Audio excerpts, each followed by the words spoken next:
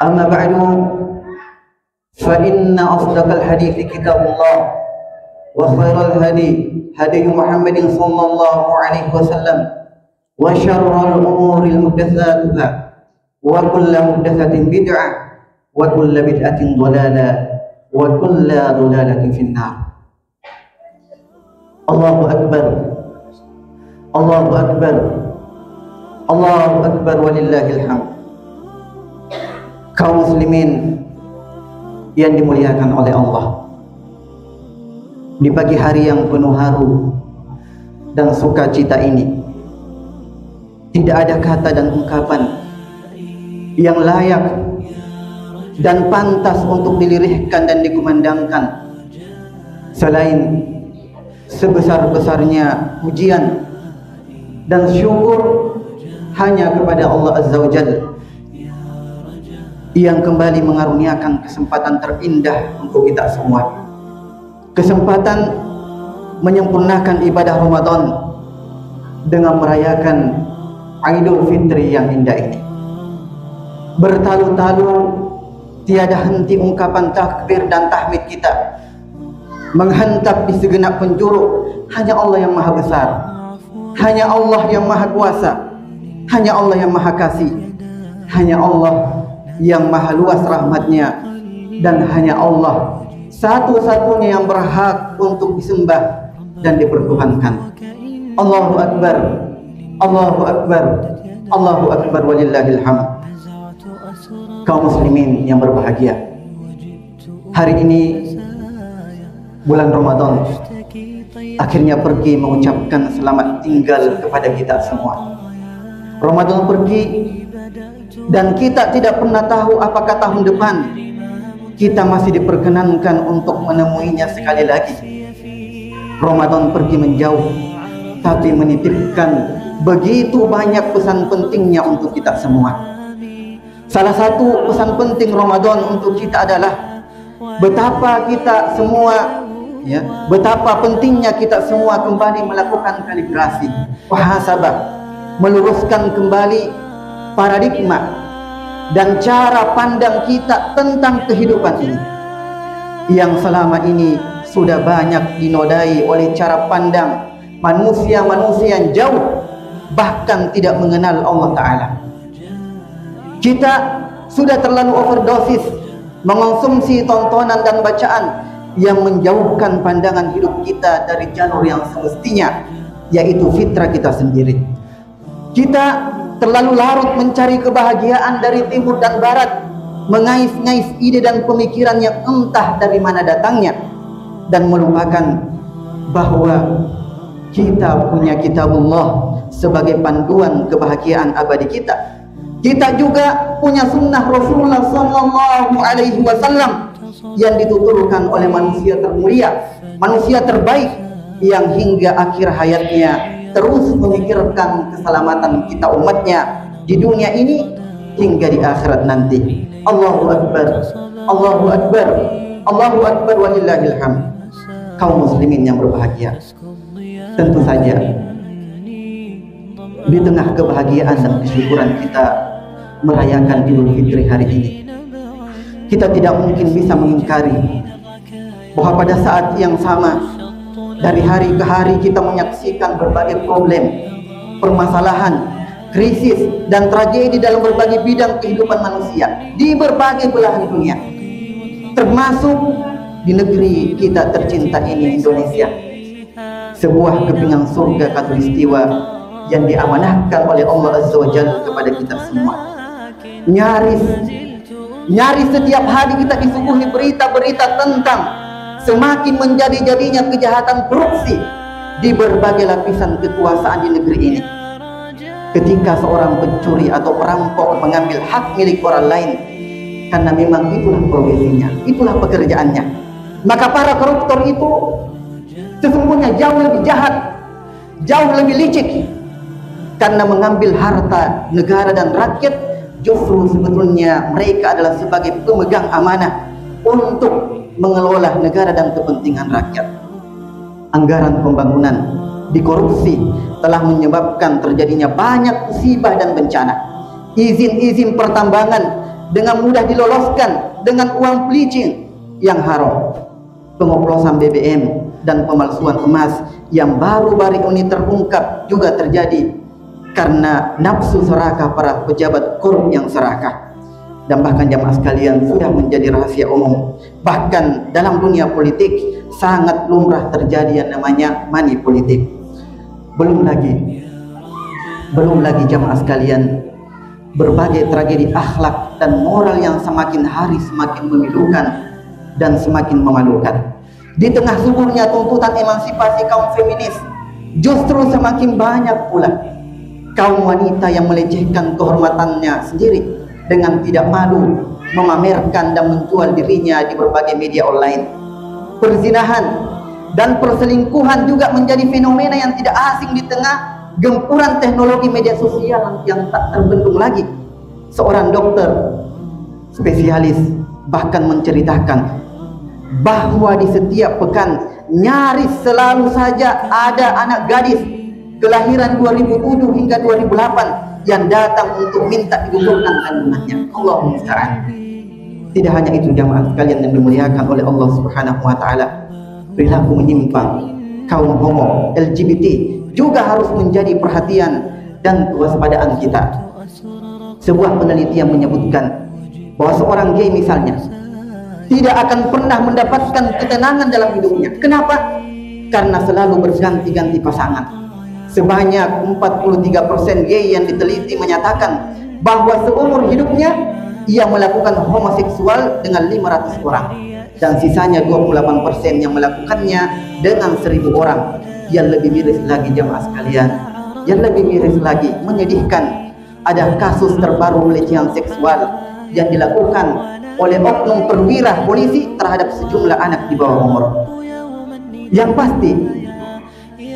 Yang pasti jika kita terus diam dan membiarkannya, kita tidak ada usaha, maka institusi keluarga akan hancur, yang akan menyebabkan runtuhnya institusi negara ini. Allahu musta'an. Allahu akbar, Allahu akbar, Allahu akbar walillahil hamd. Kaum muslimin yang dimuliakan oleh Allah Subhanahu wa taala. Lalu siapakah yang harus bertanggung jawab terhadap semua itu? Jawabannya adalah kita semua jamaah sekalian dimuliakan Allah. Karena sedikit banyaknya kita semua memiliki peran dan memberikan sumbangsi terhadap krisis dan tragedi tersebut. Allah Subhanahu wa taala berfirman, "Wa kadzalika nuwalli ba'dadh dhalimin ba'dhan bima kanu yaksibun." Dan demikianlah kami menjadikan sebagian orang-orang zalim itu sebagai pemimpin terhadap sesama orang zalim lainnya karena disebabkan apa yang telah mereka berbuat.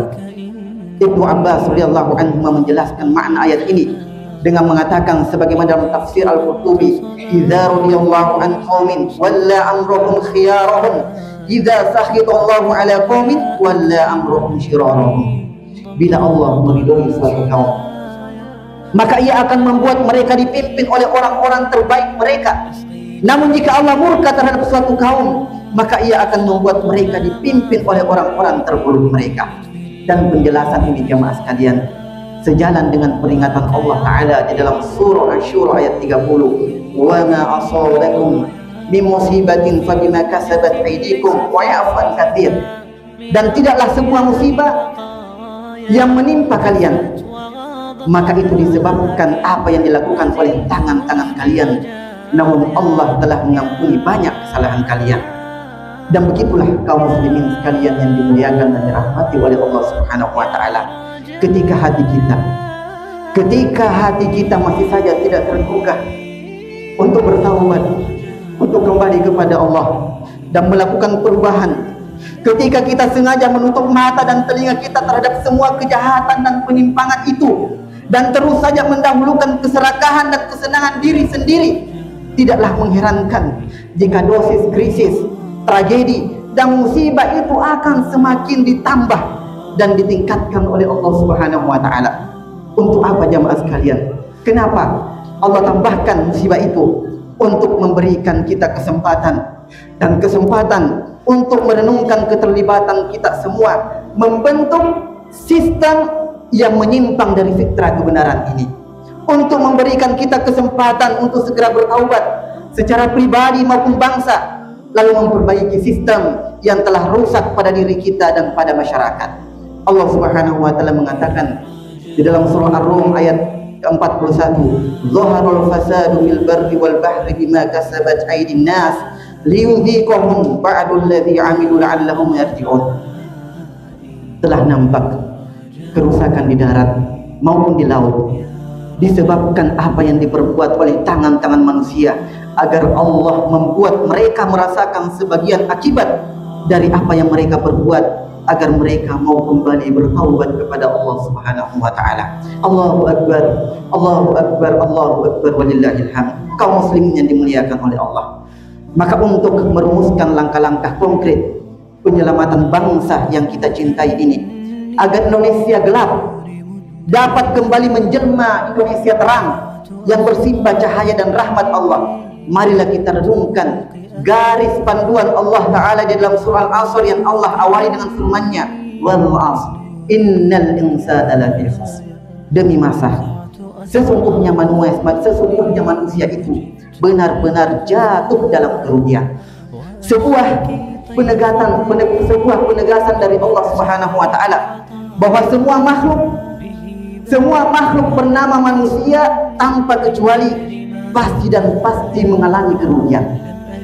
Jatuh dalam kegagalan dan terperosok dalam kehancuran.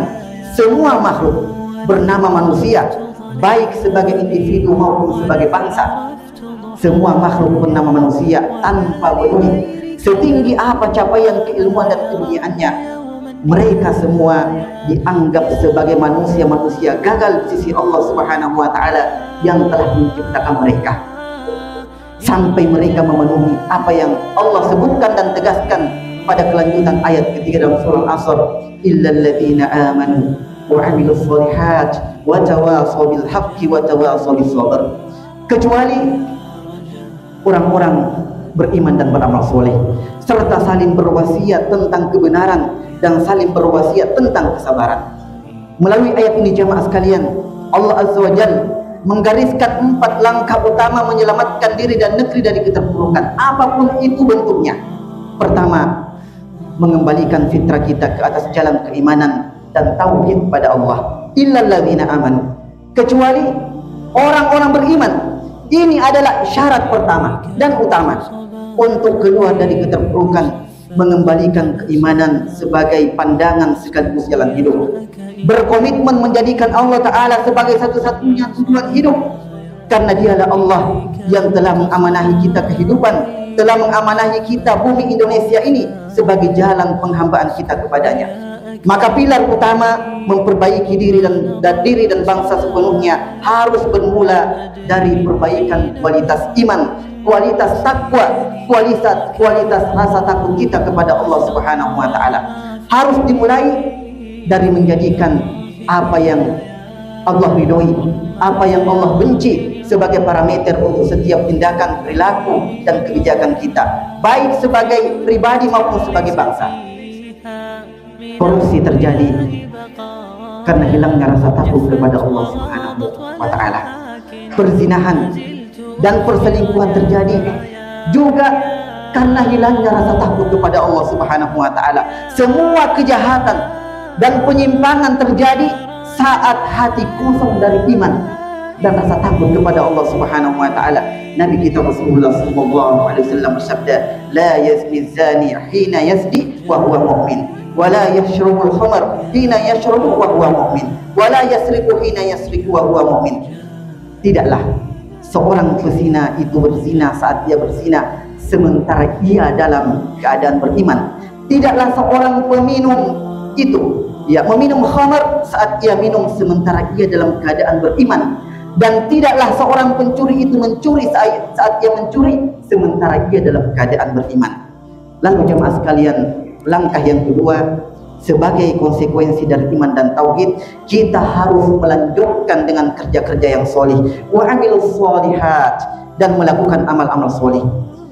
Kerja-kerja solih para pemimpin dan pejabat adalah memastikan bahwa tindakan dan kebijakannya diridhoi oleh Allah dan membawa maslahat ke sebanyak mungkin lapisan rakyat dan bukan memperkaya diri dan kroni. Kerja-kerja solih pemimpin rumah tangga adalah melakukan upaya semaksimal mungkin agar keluarganya terhindar dari api neraka. Maka ia pastikan hanya memberi makan keluarganya dari harta yang halal dan tidak memberikan dari harta yang haram, dan memastikan keluarganya tertarbiyah serta terbina kehidupan beragamanya. Kerja-kerja solih seorang wanita muslimah adalah menjaga kehormatannya, menutup auratnya, dan memantaskan diri menjadi seorang istri dan ibu yang soleha bagi keluarganya. Kerja-kerja solih seorang pemuda adalah mematangkan diri sebagai pejuang masa depan yang akan melanjutkan perjuangan menegakkan Islam dan memimpin serta mengelola negeri ini dengan cara yang diridhoi oleh Allah Subhanahu wa taala. Allahu akbar, Allahu akbar, Allahu akbar, walillahil hamd. Adapun yang ketiga, Allah adalah menegakkan tradisi nasihat dan amar ma'ruf nahi munkar sebagai elemen penting dalam menjaga pribadi, masyarakat dan bangsa ini agar tetap berada di atas jalan fitrah dan kebenaran.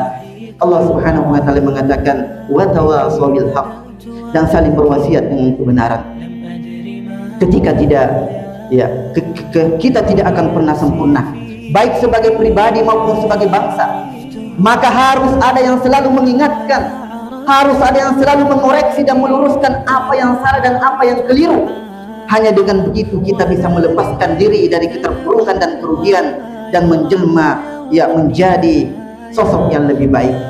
Hilangnya nasihat dan amar ma'ruf jamaah sekalian, hilangnya nasihat dan amar ma'ruf nahi munkar dari kehidupan bermasyarakat dan berbangsa adalah salah satu penyebab utama semua krisis dan bencana yang kita saksikan hari ini. Ritual syirik dianggap budaya dan tradisi, korupsi dianggap biasa, budaya suap dianggap wajar, perzinahan, perselingkuhan dan penyimpangan, kecenderungan seksual dianggap hak privasi masing-masing. Semuanya serba boleh dan budaya permisif mewabah di mana-mana. Mereka lupa bahwa semua kemaksiatan dan penyimpangan itu ibarat lubang-lubang besar dalam bahtera bernama Indonesia ini. Lubang-lubang yang membuat bahtera Indonesia ini akan tenggelam dan karam, hancur dan binasa. Maka kita harus tetap berisik.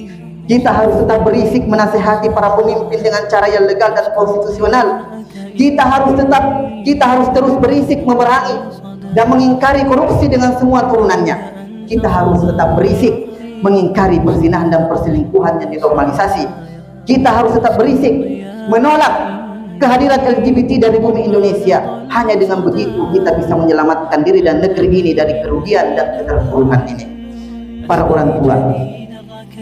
orang tua juga tidak boleh diam jika anak-anaknya tidak sholat, jika anak-anaknya mengumbar aurat dan mengabaikan ajaran agama lainnya.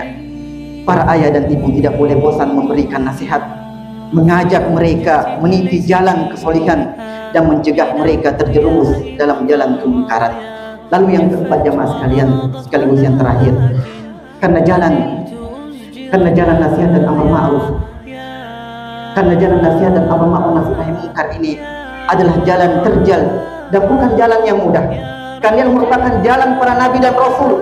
Maka kita harus saling mendukung dan menguatkan agar bersabar dan teguh dalam menyelamatkan negeri ini. Allah Subhanahu wa taala berfirman wa tawassaw bis sabr, dan saling berwasiat dengan kesabaran. Kesabaran artinya terus menerus melakukannya tanpa kenal putus asa, dengan tetap membalutnya dengan sikap hikmah dan bijaksana. Dan kita harus saling mengingatkan dan menguatkan untuk komitmen dan konsisten menegakkannya. Para orang tua harus sabar dan bijaksana dalam menasihati dan mengingatkan anak-anaknya secara istiqomah hingga akhir hayatnya. Begitu pula sebagai bagian dari bangsa dan masyarakat dalam memberikan nasihat dan melakukan amar ma'ruf nahi munkar terhadap penyimpangan yang terjadi di sekitar kita. Hanya dengan kesabaran dan konsistensi melakukannya, insya Allah kerja-kerja kesolihan kita untuk melakukan perbaikan akan membuahkan hasilnya dan melahirkan perubahan, persis seperti tetesan air yang terus menetes. Dengan izin Allah Subhanahu wa taala akan mampu menembus lapisan batu yang paling keras sekalipun. Allahu akbar, Allahu akbar, Allahu akbar, walillahil hamd. Kaum muslimin yang dimuliakan dan dirahmati oleh Allah Subhanahu wa taala, semoga Momentum Idul Fitri ini menjadi momentum kita bersama untuk bergerak menyelamatkan diri, keluarga, masyarakat dan bangsa yang kita cintai ini, mengikuti panduan yang telah digariskan oleh Allah Subhanahu wa taala dalam surah Al-Asr tersebut, agar Indonesia kita tidak semakin gelap, agar Indonesia kita layak mendapatkan rahmat dari Allah Subhanahu wa taala. Barakallahu li wa lakum fil Qur'anil azim wa nafa'ani bima fihi minal ayati wa dzikril hakim. Qultu ma sami'tum wastaghfirullaha li wa lakum wa lisairil mu'minin fastaghfiruhu innahu huwal ghafurur rahim. Naz'atu asra qalbi wajibtu ulqi asaya wa ashtaki tayya sadri. Alhamdulillah, alhamdulillah ala ihsani wa syukur lahu ala taufiqi wa amtinani wa asyhadu an la ilaha illallah ta'ziman sya'ni wa asyhadu anna Muhammadan abduhu wa rasuluhu adda'i ila ridwan sallallahu alaihi wa ala alihi wa ashabihi wa ikhwan. Allahu akbar, Allahu akbar, Allahu akbar, walillahil hamd.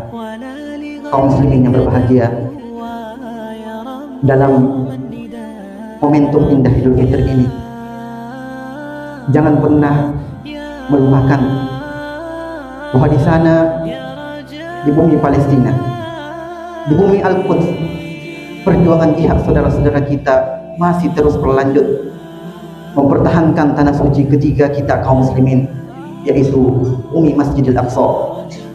Seperti yang telah diduga sebelumnya, perjanjian gencatan senjata hanya menunggu waktu untuk dikhianati penjajah Zionis Yahudi yang didukung oleh koalisi dunia Amerika Serikat la'natullah alaihi. Bahkan pada hari ke-18 Ramadan yang lalu, setidaknya 350 kaum muslimin Gaza gugur sebagai syuhada oleh serangan udara Zionis. Dalam momentum indah Idul Fitri ini juga, jangan pernah melupakan bahwa di sana, di bumi Syam, di negeri Suriah yang baru saja berhasil memerdekakan diri dari kezaliman rezim Syiah Ismailiyah yang selama 61 tahun lamanya secara sistematis menyiksa, memenjarakan, bahkan membunuh puluhan ribu rakyatnya sendiri. Hari-hari ini jamaah sekalian, mereka juga terus berjuang menjaga stabilitas negara baru itu yang terus diganggu oleh milisi-milisi Syiah Rafidhah Hizbullah Lebanon yang secara tersembunyi didukung oleh penjajah Zionis. Maka jemaah sekalian, melalui mimbar mulia ini, di hari yang mulia dan berkah ini, kami mengingatkan kewajiban ukhuwah kaum muslimin seperti yang digambarkan oleh baginda Nabi kita Rasulullah SAW. Tarul mu'minina fi tarawuhihim wa tawaddihim wa ta'atufihim. Engkau melihat orang-orang beriman itu dalam saling mengasihi, saling mencintai, saling memperhatikannya itu seperti satu tubuh. Bila satu anggota tubuh mengadu kesakitan, maka seluruh anggota tubuhnya akan membersamanya dengan begadang dan demam. Maka kaum muslimin, muslimat yang dimuliakan dan dirahmati oleh Allah Subhanahu wa taala, jangan pernah berhenti mendukung perjuangan dan jihad mereka. Jangan berhenti mendoakan keteguhan, kesabaran dan kemenangan untuk mereka. Jangan berhenti menyisihkan harta karunia Allah pada Anda untuk mendukung perjuangan mereka, untuk memberi makan anak-anak yang kelaparan, memberi pakaian untuk mereka yang kedinginan, dan memberikan tempat berteduh yang layak kepada mereka. Dan jangan pernah berhenti memboikot. Jangan pernah berhenti memboikot semua produk-produk yang jelas-jelas memberikan dukungan kepada penjajah Zionis Yahudi. Karena itu adalah selemah-lemahnya iman kita sebagai seorang muslim. Allahu Akbar, Allahu Akbar, Allahu Akbar, walillahil hamd. Kaum muslimin yang berbahagia, akhirnya jemaah sekalian, marilah kita menundukkan hati dan segenap diri kita untuk memohon dengan sepenuh jiwa kepada Allah Subhanahu wa taala. Sang Maha mendengar, Sang Maha melihat, Sang Maha mengetahui, satu-satunya zat yang maha kuasa untuk mengabulkan semua doa, pinta dan harapan kita. Ya Allah ya Rabb, lihatlah kami para hamba-hambamu yang lemah dan penuh dosa ini. Setiap hari, bahkan di setiap hembusan nafas ini, kami tak luput dari kelam dosa yang melalaikan. tapi rahmat-Mu tak putus-putusnya hadir untuk kami. Ampunan-Mu selalu terbuka untuk kedurhakaan kami. Maka ampunilah kami, ya Allah. Ampuni kami hamba-hamba-Mu yang payah ini.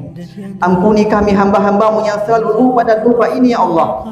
Ya Allah, ya Rabb, wahai Zat yang Maha Pengasih, kasihilah kedua orang tua kami. Rahmati perjalanan mereka di dunia ini hingga tiba di surga Firdaus-Mu, ya Allah. Liputi mereka dengan ampunan-Mu. Ampuni kami, ya Allah, yang selalu payah dalam membahagiakan ayah bunda kami. Ampuni kami yang selalu payah mengukir jejak bakti kepada mereka, ya Allah. Ya Allah, ya Rabb, kami titipkan negeri indah tanah ini kami kepadamu. Lindungilah negeri ini dari segala keburukan dan kejahatan. Jauhkan kami rakyat negeri ini dari kezaliman dan tipu daya.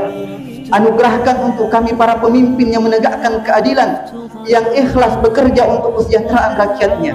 Ya Allah, ya Rabb, berikanlah hukuman yang setimpal untuk semua koruptor yang telah merusak tatanan kejujuran negeri ini.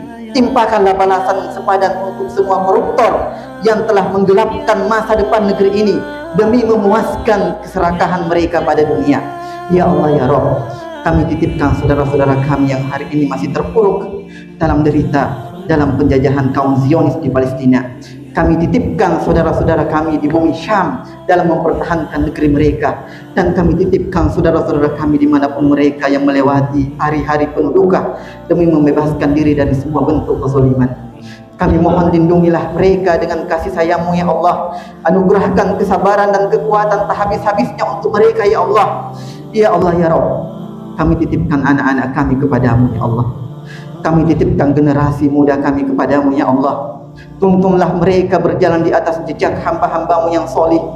Jagalah mereka dari semua bentuk kekufuran dan kenistaan. Ya Allah, ya Rabbana, perkenankan kami hamba-hamba-Mu yang penuh kekurangan ini kelak tetap dapat menikmati doa-doa indah dari anak-anak kami meski jasad ini telah terkubur dalam kelam dan gelapnya alam kubur. Allahumma ighfir lana, Allahumma ighfir lil muslimina wal muslimat wal mu'minina wal mu'minat al-ahya'i minhum wal amwat ya sami'un qaribun ya mujibul da'wat. Rabbana ighfir lana wa li ikhwanina alladhina sabaquna bil iman wa la taj'al fi qulubina ghillan lil ladzina amanu rabbana innaka ra'ufur rahim. Allahumma 'izzal islam wal muslimin wa ahlikil kafara wal musyrikin wa a'da'aka ya aziz ya qahhar ya rabbal alamin. Rabbana atina fid dunya hasanah wa fil akhirati hasanah wa qina adzaban nar. Subhana rabbika rabbil izzati amma yasifun wa salamun alal mursalin walhamdulillahi rabbil alamin.